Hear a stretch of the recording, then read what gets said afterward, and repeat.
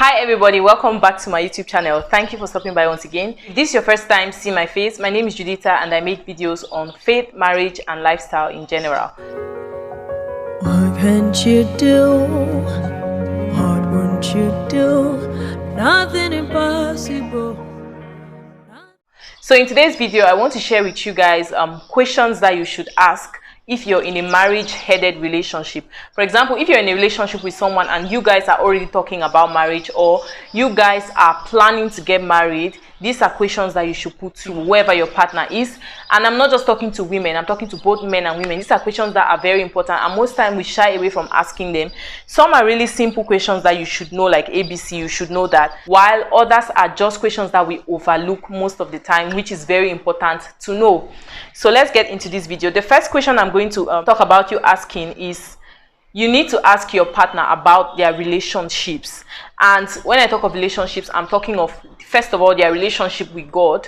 What relationship do they have with God? And the truth is, with their relationship with God, it's not going to be something you need to ask, because the Bible tells us that by their fruits you shall know them. So you need to be watchful of signs to show you who they are in terms of their relationship with God, and as well as hearing them out, because sometimes we are Christians and we are maybe at the beginner phase, and a lot of times the fruits are not going to show at that point. We're going to make a lot of mistakes. So you want to also verbally ask them to know, what are your opinions about being a Christian? What do you think about God? Do you believe in the existence of God? Do you believe that Jesus Christ died for your sins and all of that? So the next relationship question you want to ask is his relationship with his family members, his parents, his siblings. Like, you want to know, like, how do they connect? Like, are they very close? Are they like a close-knit family, or everybody is scattered in their own place and nobody's really minding nobody's business? You want to also know that, because if you are going to get married, that's the family you're going to enter, and you need to understand the family dynamics. Now, I'm not saying that if he has problems with his family members, you should just enter the family and inherit the problems. No, but you have to know he's your husband, so you become him. So you have to understand the family dynamics and know how to deal with who and how not to deal with who. And yeah, also you need to ask about his friendships, because you want to know the kind of friends that he keeps. And if you guys are actually dating and headed towards marriage, then this will not even be a question that you just need to ask. You need to also monitor and see the kind of people he has around him. Does he have friends who drink from morning to night? Does he have people who, you just want to know, does he have friends who call him and encourage him to go to church with them, attend crusades and all of that? So you want to find out the kinds of friends that he has. The next question I'm going to talk about, which is very, very important, is about his health status. Now, I think that a lot of churches do recommend that you go and do like a test and come and show, or I think HIV, lots of tests that people do, and it's important for you to do all those tests.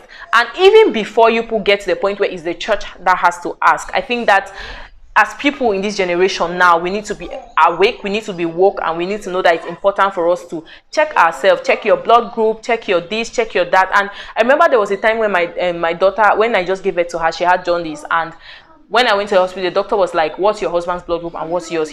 And he explained to me that there's a certain combination of blood groups that when they meet, the child system might not be able to fight away the illness or something of that sort. That's what he explained to me. So it's very important for you to know your blood group. And then also, I was watching this lady who has sickle cell, and she was like, it pains her when people go ahead and make children without checking their status, like to know if you're SS or AS or AA or what. And it's very, very, when I watched that video, I was like, wow, it's very important for you. It doesn't matter how you're feeling, mushy, butterflies in your stomach, you're feeling in love with this person. It's important for you, for the sake of your children, to know what you are, to know if you're AS or SS or A or AA or whatever. To know, it's important for you to find out that. So that's that for the health issue. Also, HIV and AIDS, STDs, all these illnesses that are out there, you need to check to be sure that, okay, you are safe, or you need to check yourself first, and then your partner also needs to check themselves to be sure that you both, nobody is coming to do cross-contamination in the marriage.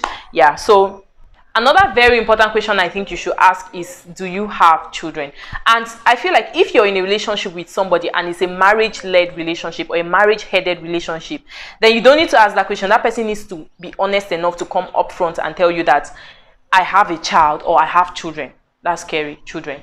Yeah, this person needs to come up to you and be honest. And like in our society that we are today, it's easy for a woman without kids to marry a man with kids, But it's very difficult for you to see a man without kids coming to marry a woman with kids, because first of all, even the family is going to kick against, like, oh, you want to go and inherit her children, why did she have so many children without getting married? But when it's the case of a man, you hardly hear that.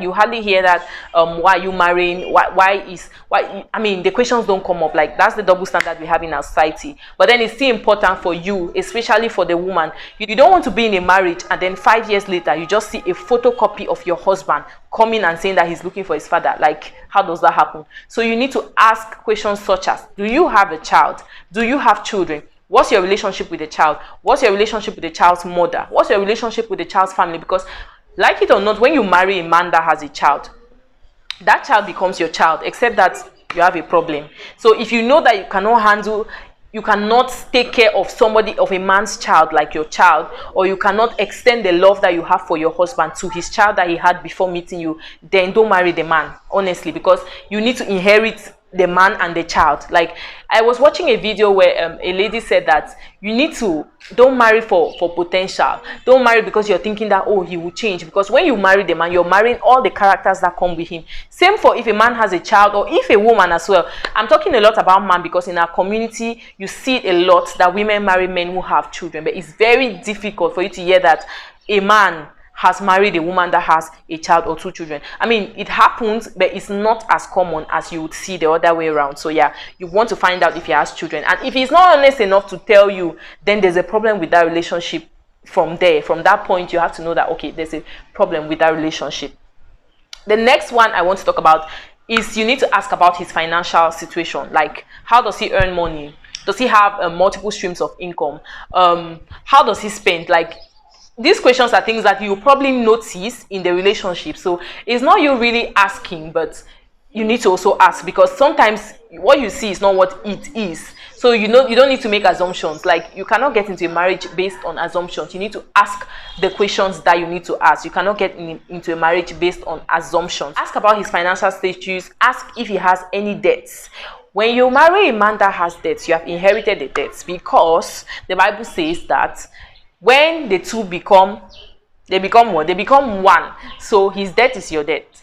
So ask if he has debt. And if you're marrying him with debt, it means that you're willing to stand for him in the place of that debt. You're willing to accept that, okay, yes, we owe you, even though you don't know what he probably spent the money on, you don't know why he borrowed. And I mean, maybe he will tell you or maybe not, but once the debt is already there, it is there.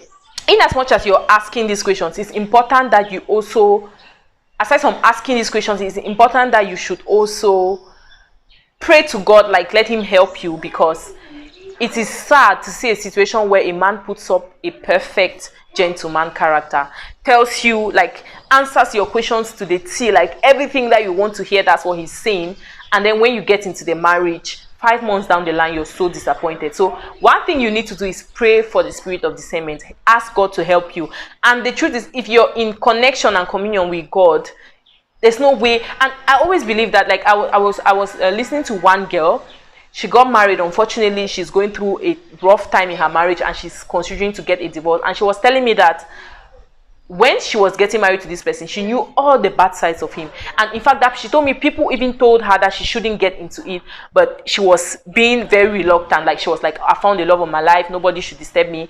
And she was feeling so much remorse, so much regret. And she was saying she knew that it's not like that. She cannot tell me, she said she cannot tell me that what she's complaining about now, she did not know from the beginning or before the marriage. That she knew, but she got herself into it, and now right now she's trying to get herself out of it. And that's a sad situation. Nobody wants to be in that situation. So her own case, even, she already knew the bad sides, and they were not just like bad characters that can be worked on. Like, you don't even, I don't really agree on marrying in terms of character. You can marry a man because you think he has potential to make finances, even if he doesn't have the finance. You can marry a man with potential in terms of his finances, but you have to also be open that maybe the finances will not come. I mean, but then you can't, I don't advise anybody to marry a man with potentials in his character, because when you do that, you're entering into the marriage accepting that, okay, this is his character, and if it doesn't change, I'll live with it. So if it's something that you know you cannot live with, ask questions, try to work on it in the relationship season. Don't think that, oh, when I get into marriage, or marriage will change that character. No, marriage might actually heighten the character and make it even worse. So you need to really be careful how you make such decisions. So yeah, that's what I had to share with you guys. Pray to God, let him help you, and listen. I shared a video, I think a couple of days back, I shared a video where I was talking about young people of today not listening to their parents. So you need to listen to your parents. Listen to your parents. Listen to elders. They might be talking gibberish in your ear, but listen, try to take out the good there, because sometimes your parents might even be the angel that God has sent to help you, save you from that bad situation, that save you from that marriage that is not what you're supposed to be in. But because you have taken cotton and put in your ear, you're not going to hear, and then you're going to get into a terrible situation. So yeah, that's what I had to share with you guys. If you think of any question that you think is important to ask when dating, the process of dating, please leave it in the comment section. I would really appreciate you. If this is your first time on my channel and you haven't subscribed, what are you waiting for? Please subscribe. And if you've been watching me and you haven't subscribed as well, I don't understand, like, what's happening? I noticed that 50% of the people who watch me are not subscribed. So you guys, please subscribe to my channel, and see you guys on my next video. Bye.